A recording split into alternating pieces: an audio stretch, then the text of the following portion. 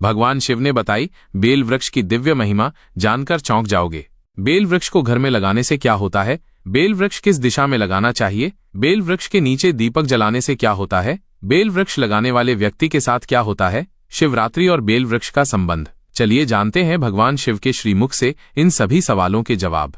कैलाश पर्वत की ऊंचाइयों पर जब हिमालय की हवाओं में दिव्यता और शांति व्याप्त थी, माता पार्वती अपने स्वामी भगवान शिव के पास बैठी थीं। उन्होंने अपने मन की जिज्ञासा प्रकट की, प्रभु, यह बेलपत्र और बेल वृक्ष इतना पवित्र क्यों माना जाता है? आप इस वृक्ष को अर्पण किए बिना पूजा क्यों अधूरी मानते हैं?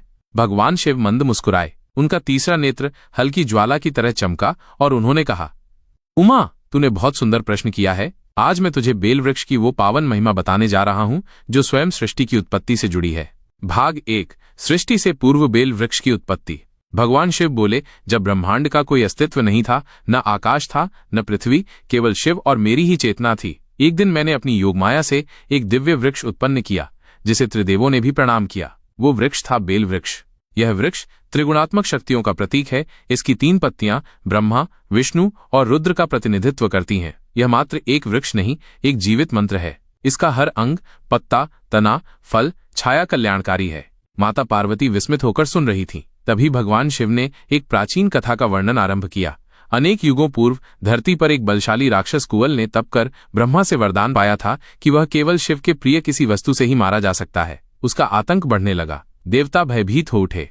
तब महर्षि अत्रि ने एक बेल वृक्ष लगाया और उसकी छाया में शिव का आवाहन करते हुए रुद्राभिषेक आरंभ किया। वहां जलाया गया गाय के घी का दीपक और बेलपत्र की एक एक अर्पणा ने राक्षस की शक्ति क्षीण कर दी। शिव स्वयं प्रकट हुए और बोले, जिस स्थान पर बेल वृक्ष की छाया है वहां कोई दुष्ट आत्मा टिक नहीं सकती। उसी क्षण कुवल का अंत हुआ और उस स्थान पर एक प्राचीन शिवलिंग की स्थापना की गई जिसे आज कुवलेश्वर महादेव के नाम से जाना जाता है। भाग 2, बेल वृक्ष घर में लगाने का महापुण्य। माता पार्वती ने पूछा, प्रभु, क्या हम अपने घर में भी बेल वृक्ष लगा सकते हैं? भगवान शिव बोले, जो मनुष्य अपने घर के उत्तर पूर्व दिशा ईशान कोण में बेल वृक्ष लगाता है, उसके जीवन से रोग, दरिद्रता और कलह दूर हो जाती है। उस घर में स्वयं लक्ष्मी निवास करती हैं और पितृदोष समाप्त हो जाता है। बेल वृक्ष एक चुंबक है जो सकारात्मक ऊर्जा को खींचता है। सुबह सुबह इसकी परिक्रमा करने से वंश वृद्धि और सुख शांति बनी रहती है।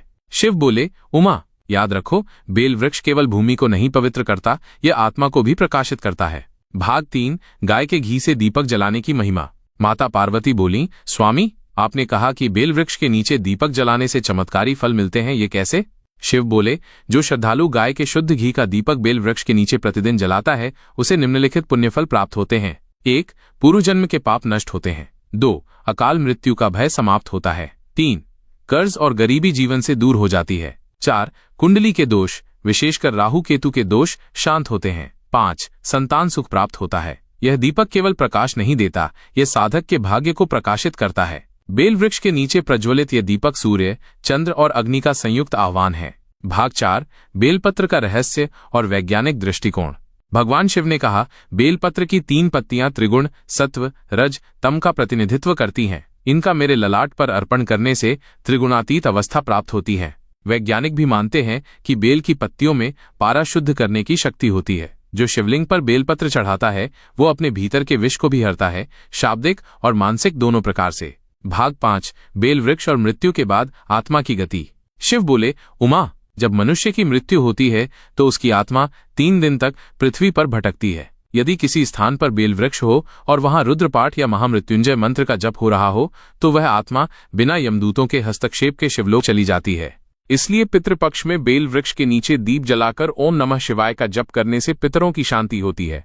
भाग 6, एक वृद्ध ब्राह्मण की कथा। एक वृद्ध ब्राह्मण देवराज जीवन भर दरिद्रता से जूझते रहे। एक दिन उन्होंने एक संत के कहने पर अपने आंगन में बेल वृक्ष लगाया, उसकी सेवा की और रोज शाम को घी का दीपक जलाया। कुछ महीनों में चमत्कार होने लगे। उनका स्वास्थ्य सुधर गया, बेटे को नौकरी मिल गई और घर में धन धान्य की वर्षा हुई। एक रात उन्हें स्वप्न में भगवान शिव ने दर्शन देकर कहा, तेरी भक्ति और बेल वृक्ष सेवा ने मुझे आकर्षित किया है, अब मैं तुझसे कभी दूर नहीं जाऊंगा। भाग 7, बेल वृक्ष का आध्यात्मिक रहस्य। भगवान शिव बोले, उमा, यह वृक्ष केवल शरीर को नहीं, आत्मा को भी रोगमुक्त करता है। बेल के पत्ते से जो जल शिवलिंग पर चढ़ता है वो मानव के भीतर के क्रोध, लोभ, मोह और अहंकार को बहाकर ले जाता है। यह वृक्ष तप, त्याग और तितिक्षा का प्रतीक है। इसकी छाया में ध्यान लगाने से समाधि की स्थिति शीघ्र प्राप्त होती है। भाग 8 शिवरात्रि और बेल वृक्ष का संबंध। शिवरात्रि पर जो श्रद्धालु बेलपत्र अर्पित करता है उसे 100 अश्वमेध यज्ञों के बराबर पुण्य मिलता है। भगवान शिव ने कहा, शिवरात्रि की रात जो बेल वृक्ष की छाया में बैठकर ओम नमः शिवाय का 108 बार जप करता है उसके जीवन के सभी ग्रह शुद्ध हो जाते हैं और उसे जन्म मरण के चक्र से मुक्ति प्राप्त होती है। भाग 9 माता पार्वती की प्रतिज्ञा। माता पार्वती ने कहा, नाथ, आज आपने जो ज्ञान दिया वो सृष्टि के लिए अमूल्य है। मैं प्रतिज्ञा करती हूँ कि कैलाश की हर गुफा के सामने एक बेल वृक्ष लगाया जाएगा ताकि आने वाली संततियां इसकी छाया में तप और भक्ति कर सकें। शिव प्रसन्न हुए और आशीर्वाद दिया, जो भी मनुष्य इस कथा को सुनेगा, पढ़ेगा और बेल वृक्ष की सेवा करेगा, मैं उसका रक्षक बनूंगा और उसके समस्त कष्टों का नाश करूंगा। बेल वृक्ष केवल एक वृक्ष नहीं, शिव का जीवित प्रतीक है। जो मनुष्य इस वृक्ष को अपने जीवन का अंग बनाता है, घर में लगाता है, दीप जलाता है, शिवलिंग पर बेलपत्र अर्पित करता है, वो शिव की कृपा का पात्र बनता है। इसलिए मित्रों, इस कलयुग में अगर आप ईश्वर की सच्ची कृपा चाहते हैं तो अपने आंगन में एक बेल वृक्ष अवश्य लगाइए, उसकी सेवा कीजिए और हर दिन उसके नीचे एक दीपक जलाइए। हर हर महादेव। जय मां पार्वती।